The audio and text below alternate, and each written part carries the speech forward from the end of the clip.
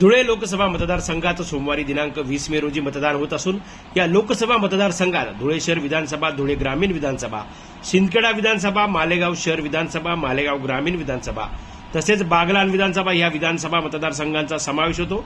जवळपास 21 लाखाच्या वर मतदार आपला मतदानाचा अधिकार नोंदविणार असून ईव्हीएमद्वारे मतदान होणार असल्यामुळे त्याच दिवशी रात्री 9 वाजेपर्यंत संपूर्ण मतदारसंघाची मतदानाची टक्केवारी राजकीय पक्षाच्या उमेदवारांना तत्काळ देण्यात यावी अशी मागणी शिवसेना उभाटा गटाने केली आहे। दुसऱ्या टप्प्याचे मतदान पार पडल्यानंतर अनेक राज्यात मतदान झाल्यानंतर 11 ते 14 दिवसानंतर मतदानाची आकडेवारी जाहीर झाल्यामुळे निवडणूक निर्णय प्रक्रियेवर देशभरात संभ्रम निर्माण झाला आहे। नागरिकांमध्ये असंतोषाचे वातावरण निर्माण झालंय।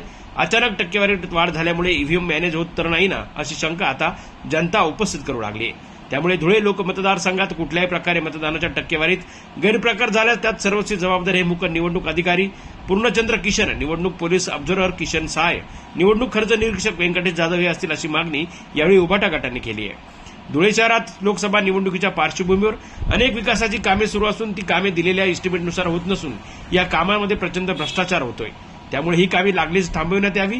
तर धुळे शहरात पिण्याच्या पाण्याच्या संदर्भात सत्ताधारी भाजपाकडून मोठे राजकारण केले जात असून मुद्दामून शहराच्या विविध भागात 8 ते 10 दिवस पाणी बंद ठेवलं जात आहे। भाजपा उमेदवाराची प्रचार रॅली झाल्यानंतर लागलीच पिण्याचे पाणी सोडण्यात येते।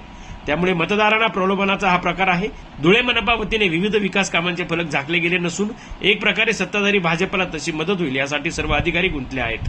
रात्री 10 वाजेनंतर धुळे शहरातील व्यवहार सर्रासपणे सुरू असून पोलीस विभागाचा कुठलाही अंकुश कायदा सुव्यवस्थेत राहिला नाहीये अशी प्रतिक्रिया शिवसेनेचे महानगर प्रमुख धीरज पाटील यांनी दिली आहे। धुळे लोकसभा मतदारसंघामध्ये दिनांक 20 मे रोजी जे मतदान या ठिकाणी होणार आहे त्याच्या संदर्भामध्ये भारत सरकारकडनं मुख्य निवडणूक निर्णय अधिकारी व इतर तत्सम अधिकाऱ्यांची नेमणूक करण्यात आलेली आहे।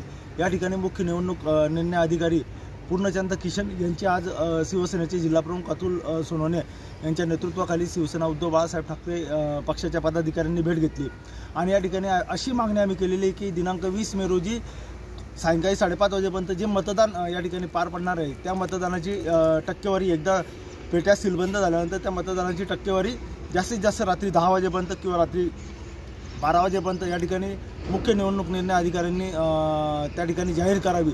कारण पहिल्या टप्प्यामध्ये देशभरामध्ये ज्या ठिकाणी मतदान झालं त्या ठिकाणची आकडेवारी निवडणूक आयोगाला 10 ते 12 दिवसानंतर सादर केली गेली आणि एकूण झालेल्या मतदानामध्ये 5 ते 10% वाढ त्या ठिकाणी दाखवण्यात आलेली आहे। यामुळे ईव्हीएममध्ये काही गडबडी तर नाही ना अशी शंका देशातली जनता उपस्थित करू लागलेली आहे। त्या अनुषंगाने आम्ही पूर्णचंद्र किशन यांना काही या ठिकाणी प्रश्न विचारले आणि त्यांनी आमच्या प्रश्नांची या ठिकाणी समाधानकारक उत्तरं दिली आणि आम्ही मांडलेल्या मुद्द्याचं समर्थन करताना त्यांनी सांगितलं की या ठिकाणी धुळे लोकसभा मतदारसंघामध्ये जेही काही मतदान 6 विधानसभा मतदारसंघामध्ये होणार आहे त्याची मतदानाची आकडेवारी ही जास्तीत जास्त रात्री 12 वाजेपर्यंत किंवा दुसऱ्या दिवशी सकाळी 10 वाजेपर्यंत पूर्णपणे या ठिकाणी जाहीर करण्यात येईल। त्याच्यानंतर कुठल्याही प्रकारची आकडेवारी त्या ठिकाणी जाहीर करण्यात येणार नाही।